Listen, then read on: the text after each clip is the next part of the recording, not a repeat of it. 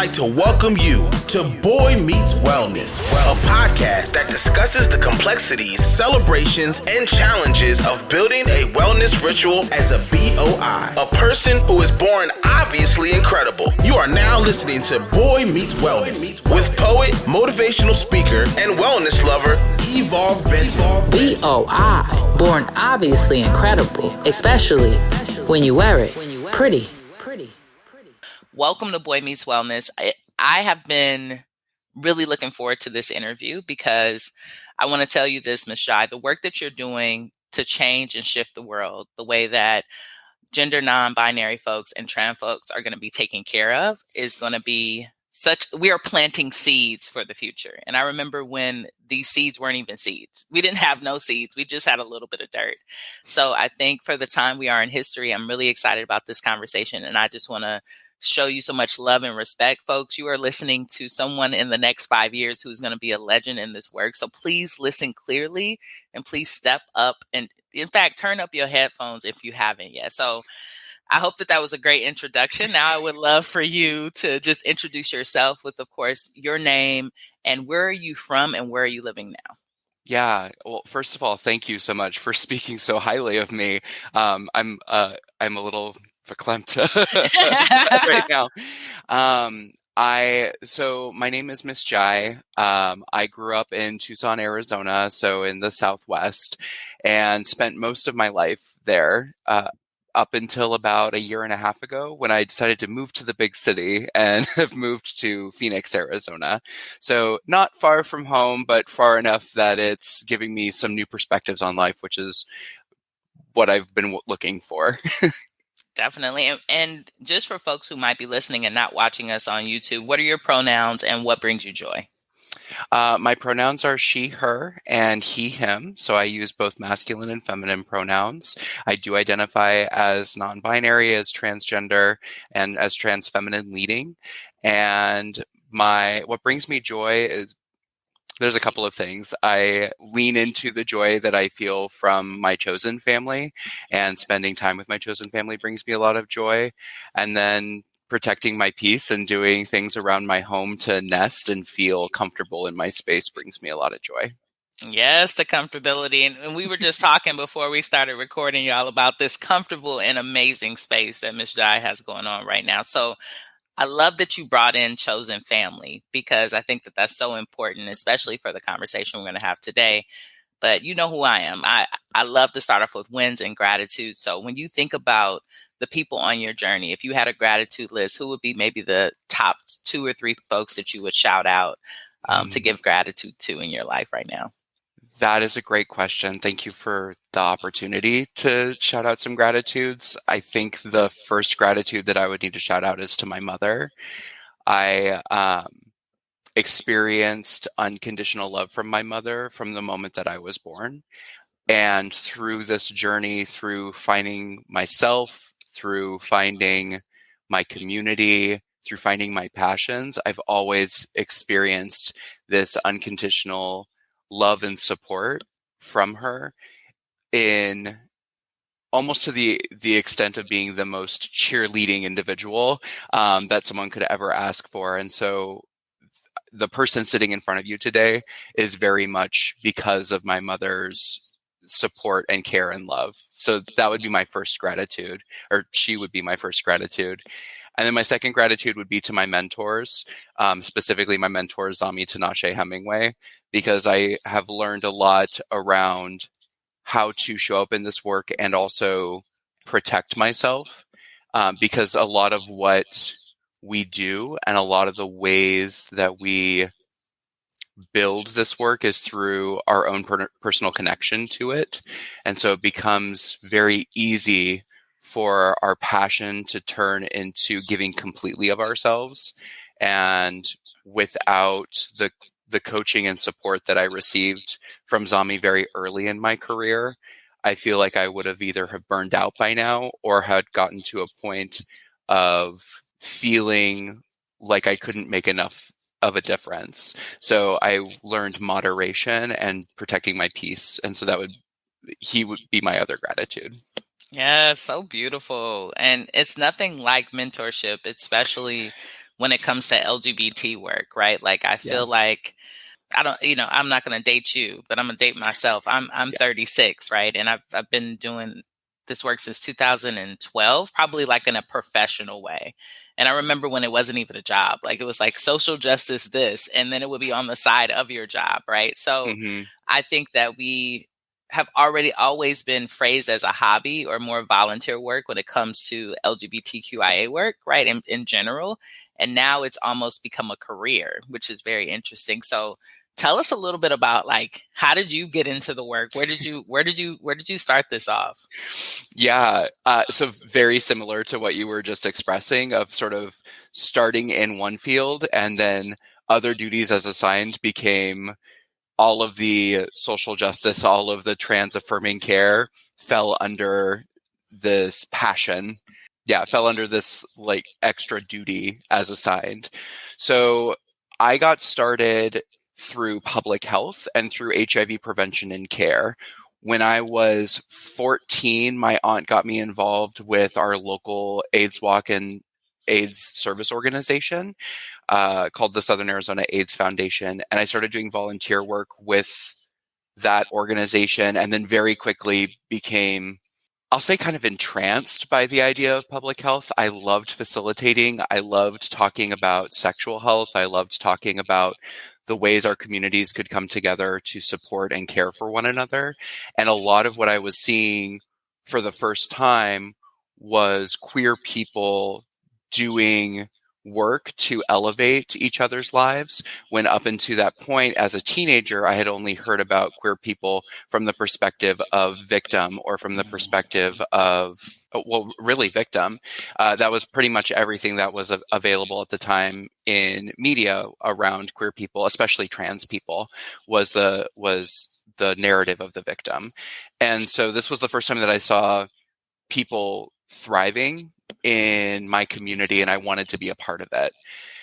And so despite being a teenager, despite being in high school, I dedicated myself to learning as much as I could. I went to weekend trainings. I became a facilitator so I could do HIV 101s in my community. I was the high schooler that walked around with condoms and lube in my backpack and distributed it to my school without people knowing. I got in arguments with my sex ed teacher because at the time, Arizona had what were coined these no homo promo laws, where if you were going to talk about any cis male, or like gay sex in a public health setting, then you had, or a public health classroom, then you had to say there was no way to safely have gay sex. And wow. So we were actively, the legislation that was present didn't allow us to get information that would prevent HIV, information that would allow us to make informed decisions around the ways that we were engaging. And so I was the student that was sitting at the back of the classroom because I had to take this class to graduate, and was arguing with everything that was coming up. So I was precocious and and very passionate about the work. And so that kind of followed me through my college career. It followed me through to eventually entering into the profession in 2011.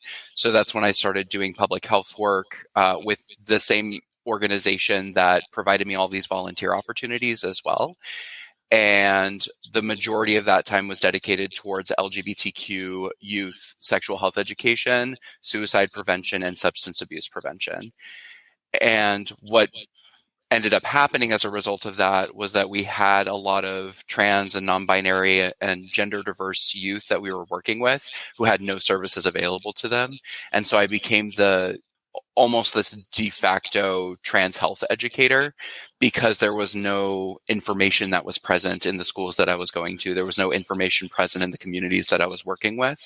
And so it was me and a few other trans identified folks who really ended up picking up this mantle and kind of running with it to make sure that our communities, especially young people in our communities, were getting the services that they needed. And one of those folks was my mentor, who then helped to sort of shepherd me to this next phase of my life, which is now providing that service full time, as opposed to as this additional thing in conjunction with the regular 40-hour work week that I would have on top of it. Yeah, thank you so much for sharing your journey, and thank you for your labor of love, right? Like I think often about the 2000s, especially 2011, 12, 13. That's when we were all getting in the work. When I interview Yeah. folks, the majority of us were entering during that time, and we did not have a lot of resources, but we did some amazing stuff. So thank you so much for your labor. So most folks are probably listening and like, this seems cool. I want to do this job, right? I know y'all are. I know y'all are, right? Why not? But how do we get into this work? Like you mentioned, volunteering, right? Doing some things on the side. Do people still have to do that, right? Because I feel like when we started, there wasn't any, you put in LGBT now and Indeed, layers of jobs kind of like, Exactly. show up. So do you need a degree? Do you need a degree? Do you need volunteer experience? What tips would you get for young people who are thinking about entering the work? What do they need to be prepared for? One of the things that I would suggest first is determining what it is that you want to do. There are so many ways now that we can explore diversity and equity and inclusion work. There's so many ways that we can explore supporting trans and non-binary communities in our work. So really find what avenue you would like. Does that look like higher education for you? Does that look like the tech sector? Does it look like supporting human resource departments and organizations? Does it look like doing public health? There are lots of ways that this can look. So first, figure out for yourself, where do you want that passion to go? One of the biggest challenges I've had, and it's a challenge and it's also a privilege, is that I'm often tokenized as an easily accessible trans person. So folks see me, and I am, for folks who are on the podcast and maybe not seeing me on video, I am white. And so to some extent, I'm reduced down to one type of identity, which is my transness. And so folks will bring me in sometimes because they only want to talk about transness and they don't want to talk about the ways that our identities intersect, the ways that we show up as whole people in the work and in the way that we access services and in the way that we apply for positions. And so because of that, oftentimes folks will be like, well, I want to talk about transness in my organization, so I'm just going to reach out to Miss Jai, which is great. However, my focus is in public health. My focus is in healthcare. And so I'll get requests from organizations in tech companies and tech sectors. I'll get requests from organizations in higher education. And though those are great requests and I can pass those along to my colleagues who do that work, it has really required me to focus down where I want to focus my energy and my time and where my passion lies. Because otherwise I could be spending my day working with a dozen different organizations around transness, but not feel my cup being filled by that. So that would be my first suggestion. And then the second is that our labor is valuable. Our emotional labor is valuable. Our physical and tangible labor is valuable. So recognizing that a lot of us have done volunteer work in the past because, as you were saying, Evolve, there weren't opportunities for us to do this work and have it be seen as work, have it be seen as something that was adding value to an organization or value to a conversation. And now that value is being identified. And so even for folks who are entering new into the field, our value is still valuable and we should still be compensated fairly for it.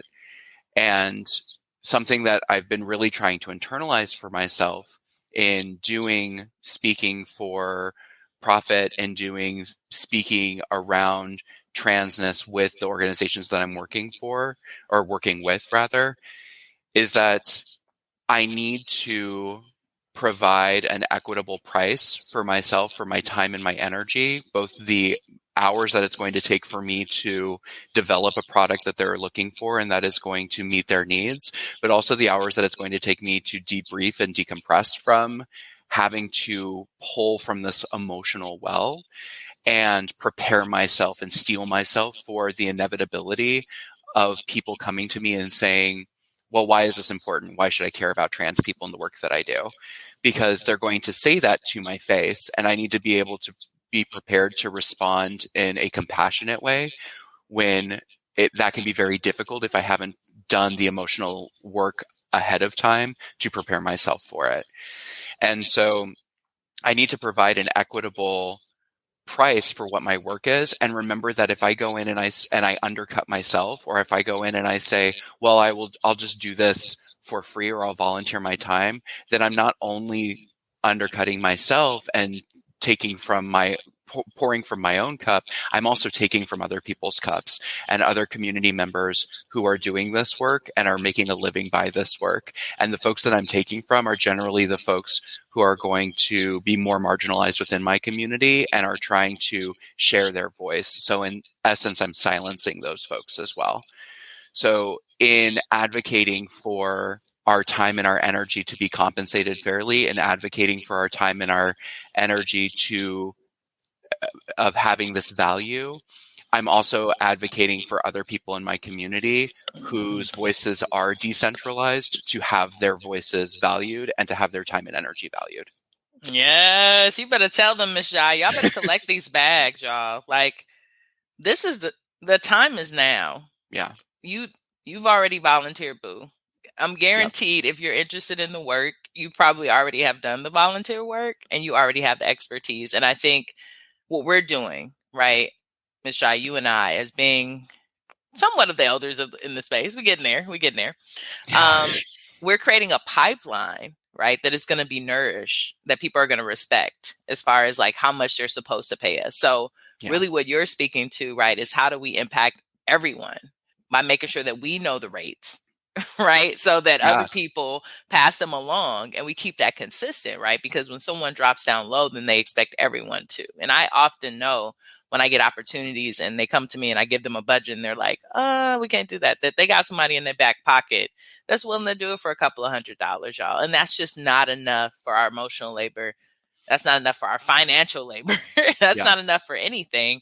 And it's not going to allow us to grow and ultimately move out of this work, right? Which is something else that I think our generation will do a lot quicker. I've seen our elders stay in it too long, get sick, ulcers in their stomach, just do it way too long, right? It's not, this work is not a work forever.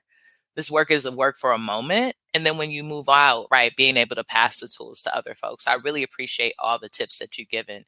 Now, the other side, Ms. Jai, right, is we got organizations listening to this, right? We know we do. They always listening and watching us. Hey, big brother. So I'm sure that they're wondering, right, like when it comes to, it's particularly healthcare, right, and trans-affirming care and gender non-conforming folks or gender non-binary folks, right?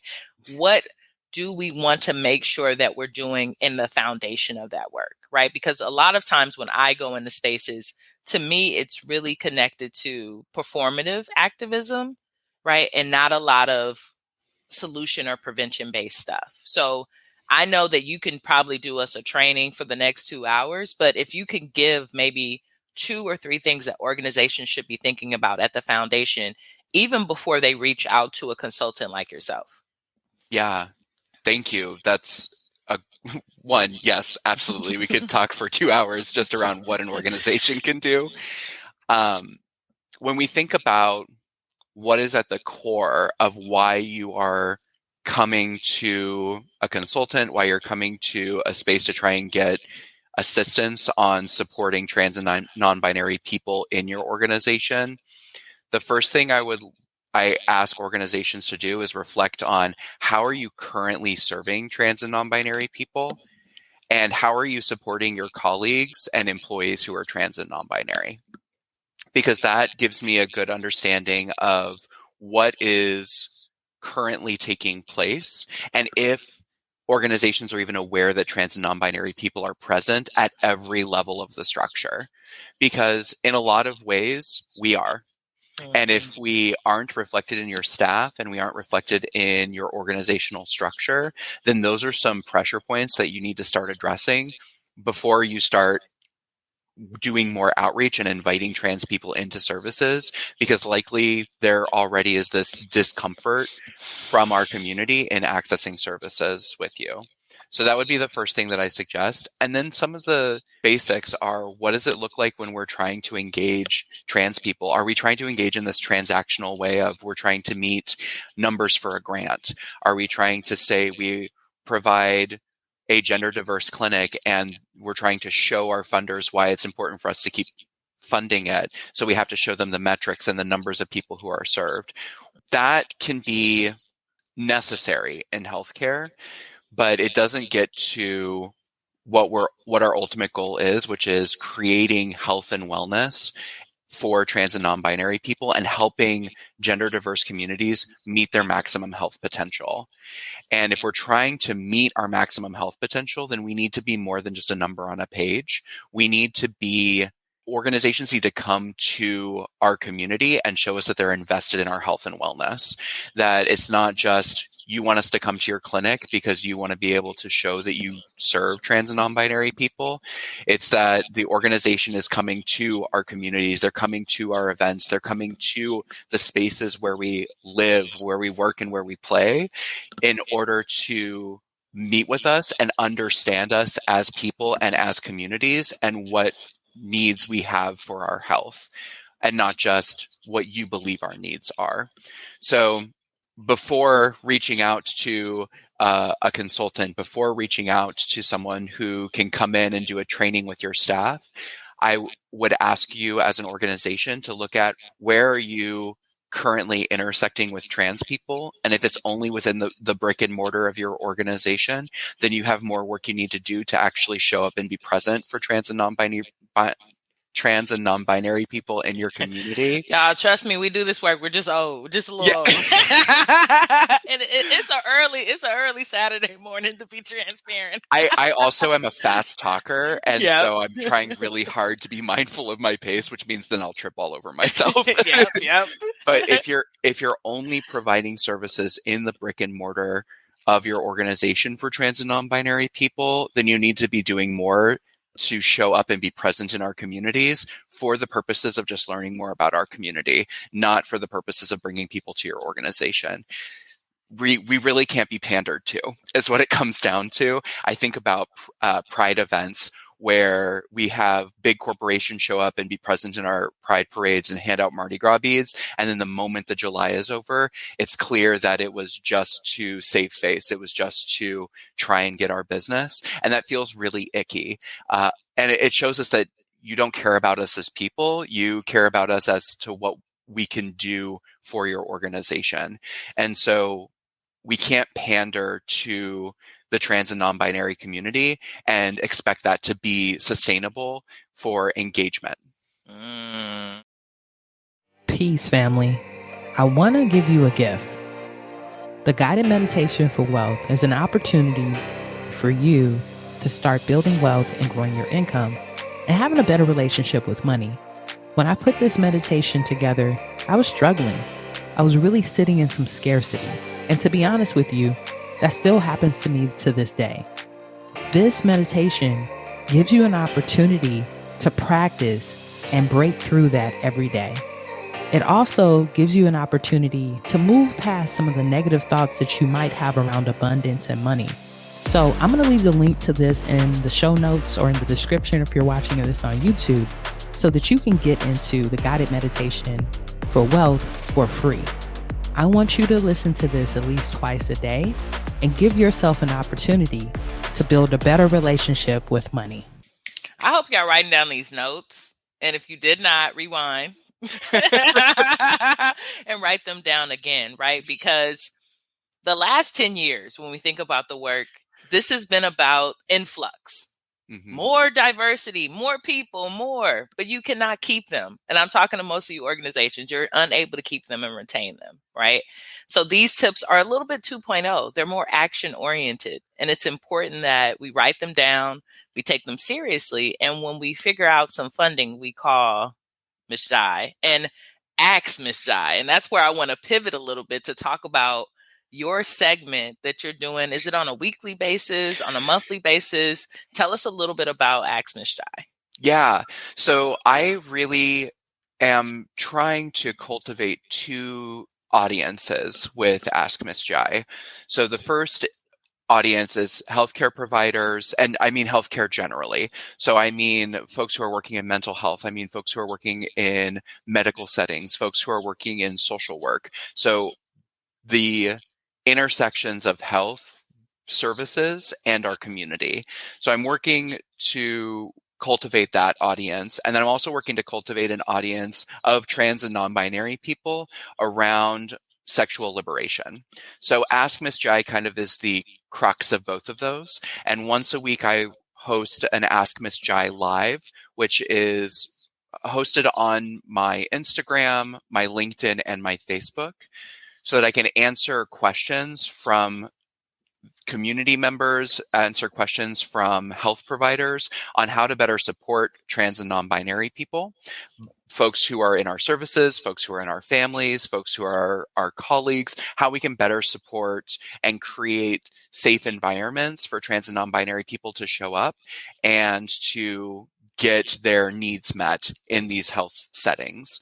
And then I'm also answering questions about sexual health. I'm answering questions about relationship health. I'm answering questions about pleasure, about kink. I'm answering questions about the ways that we engage with one another and how we can cultivate collective joy in our sexuality and invest in our sexual joy. So I've been running it now for about a month and a half. But I plan to keep running it once a week. It's on Sundays at 5 p.m. Arizona time, which right now is Pacific Standard Time, but we don't follow the daylight savings. So I always get confused as to where it's at for other time zones, but it's 5 p.m. Arizona time on Sundays. And I'm going to be shifting it to focusing on one topic each Ask Miss Jai, so that members of the audience that are interested in that topic can tune in, as opposed to joining a call and listening for a while and then getting information that's not pertinent or helpful for them. So I will be hosting Ask Miss Jai lives that are focusing on sexual health and relationship health and information predominantly for trans and non-binary people in our community. And then I'm going to be hosting Ask Miss Jai lives that focus more on those service provision and how we can support trans and non-binary people who are in our services, our colleagues, and our families and friends. Yes, and it's such a good segment, y'all. Please check it out. Please come and ask questions. I think that for organizations or for people, right, who are just trying to get to know a little bit more, right, and you want to dip your foot in and you want to have an environment where you can ask those questions and really be a little vulnerable, I think it's a great space to be. And what I love about the platform that we're using right now and that Ms. Shai uses is StreamYard. You can be anonymous on there, right? Mm-hmm. So even if you didn't necessarily want to share, right, like as it comes up on the screen, you can just be an anonymous person, which is always a great space to be able to ask questions. So let's shift a little bit back to care. And then I want us to move to our next segment, which is Boy Talk and Hop, right? Yeah. So for you, as you mentioned earlier, right, that you identify as trans, non-binary, have you had a space where you've had elite care in your experience? And if you have, can you describe what that looks like? Because what I've been sitting with in the work is I haven't. And I think that we spend a lot of work telling folks like what it should look like. But I'm like, dang, I have not actually experienced that. So I've been dreaming up what would that experience feel like to walk into a healthcare facility and really be valued. So if you've had it, please share it. And if not, what does your dream in that experience look like? That is a great question, because now that I'm reflecting on what elite care would look like for me, I don't believe that I have ever had it either. Because part of elite care for myself would be engaging in such a way that allows me to move with ease in coming back to the health system as well, and encourages me to take care of my health in ways that I feel supported and cared for.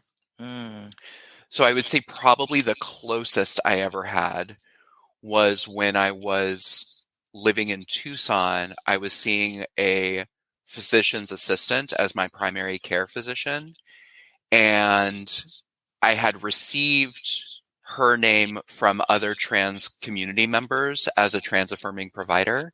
But when I went and saw her, she made it very clear that she did not specialize or understand trans medicine, and that she would be able to provide care, but she wouldn't be always knowledgeable around the ways that she should engage with me. And so I say that that's probably the closest, because it approached it approached the healthcare relationship with humility around and vulnerability around what she knew and what she didn't know. And I think oftentimes what ends up happening is that we put physicians on a pedestal of knowing all about everything for our health. And because of that, there becomes this expectation from a physician's side that they need to know everything and that they need to be a gatekeeper of knowledge. And so we kind of build it up on both sides, from the physician side and from the patient side, that a provider is the be all end all, not like knowledge stop. And I think the closest to elite care I got was when that provider said to me, I don't understand, or I don't know this information. But I want to respect you and I want to understand more about you. So I'm going to take a beat to learn more after our conversation of what you're looking for in care, and make sure that I can meet your needs. And I think a good reminder that I've received recently is that oftentimes when working with healthcare providers, a good reminder that I received was that healthcare providers are in this work because to some extent they care about the health of their community. They saw something that brought them to understanding why they need to step into this role and help us achieve our health goals. And so if we can tap into those values in that space, I think that it allows us the opportunity to connect trans health and what we want in this setting and in this environment back to the ultimate values of the person who's sitting in front of us. The other thing I think about is we talk a lot about what an ideal environment will look like for us to enter into. So what does it look like in our lobbies? How are we greeted at the door? How are our forms written? What does this all look like? And we're unfortunately seeing, with the commercialization of healthcare, which is nothing new for sure, but with the continued move towards healthcare organizations buying up smaller practices and standardizing them across the board, that it becomes harder and harder for us to shift those systems. And really the systems level change is what we're needing for a lot of those in order to affect the individual clinic, because of the way that this corporatization of healthcare has looked. So I think that I haven't received elite medical care. I haven't received elite healthcare. For example, I had a really uncomfortable conversation recently with a primary care physician who is a resident, and I know in a few years won't be my primary care physician anyway, but it's resulted in me now putting off getting lab work done to check basic things like blood glucose levels. So or blood sugar levels.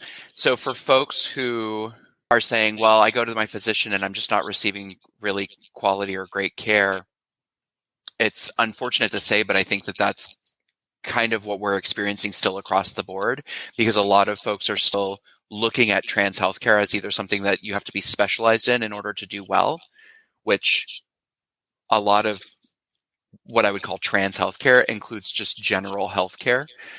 You just need to be affirming of someone's gender who's sitting in front of you. So either they believe it's super specialized, or they believe that trans people just need to be treated like everybody else, which erases and invalidates the amount of medical mistrust and distrust our community has, and the ways that we have been criminalized and experienced violence at the hands of the medical community. Thank you so much for answering that question and taking that dive with me, just taking that reflection, right? Because my grandmother used to always tell me charity starts at home and then spreads abroad. And I feel like, what you mentioned earlier in this interview about having mentors, having your mother, right, is really like having community, is really filling your cup so that you're able to give out a lot that you're not even receiving, right? And that's really what I wanted us to reflect on, is like the power of that. And that's activism in action, right? That's really what it is. So Boy Talk and Hop is our next segment, which is fun.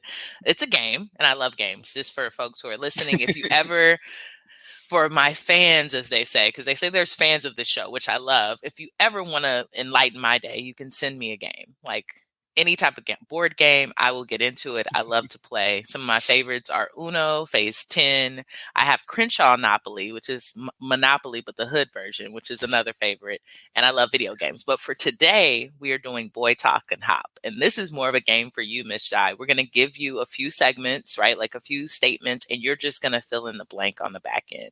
Okay. Because we want to see, what does that mind do when it's having a little fun? Okay. Okay, great. So the first segment is, right, the first sentence, love is. Acceptance. Ownership is. Ooh, I don't even know. I go to two different places. So I go to ownership is unrealistic. And then I go to ownership is scary. If you could speak to anyone, dead or alive, what would you speak about and what would you do? I would speak to my mother. So I have already shared throughout this how my mother was really impactful to me, and I lost her very quickly a few years ago because of a sudden illness. I'm sorry to hear that. I would love to speak to her again and just give her a big old bear hug. Yes, nothing like a bear hug from your mom, right? Mm-hmm. Nothing like that good energy. So my favorite food is? Chicken tikka masala. Oh, that was quick. You knew that one quick. Is there a particular place you like to get it from, or do you make it on your own? So when I was in college, there was this place near the University of Arizona called Kebabecue. And every time I am back in Tucson, I make sure to dedicate a meal to going to Kebabecue and getting chicken tikka masala. It is the best I've ever had. And it holds a special place in my heart. And anyone who's listening who knows me is probably laughing at the fact that I said chicken tikka masala, because I talk about it all the time. You are getting a pro tip if you're in Tucson, right? Mm-hmm. Make sure that you go to that spot and give them some love and ask them for the Miss Jai special, because they probably already know exactly what you need. My favorite book is? Scion. It's a book about... it's post-apocalyptic sci-fi, which is always my favorite go-to for fantasy. All right. Money is? Liquid. Sex is? Amazing. Yes. My favorite song is? About Damn Time by Lizzo. Yes. And last but never least, Miss Jai is? Authentic. Yes, you are, friend. Thank you so much for coming on the show. We appreciate you so much. Anything that you're working on or that you want to share with our community before you head out? I just encourage folks to reach out to me. I feel like I'm really approachable. So please check out the Ask Miss Jai lives. You can find me on Instagram or Facebook under @AskMissJai. Miss is MISSJAI, so Ask Miss Jai. Or you can find me on LinkedIn under Miss Jai. And you can also visit my website at www.askmissjai.com. Yes, please visit, y'all. We will put all of this in the show notes to make it even more accessible for you. And if you're watching on YouTube, we'll be sure to put it in the description of the video. My name is Miss Jai, and I am born obviously incredible. Thanks for listening to Boy Meets Wellness. Stay connected on and off the show by following us online at Boy Meets Wellness. That's boy with an I. Until next time, go be incredible.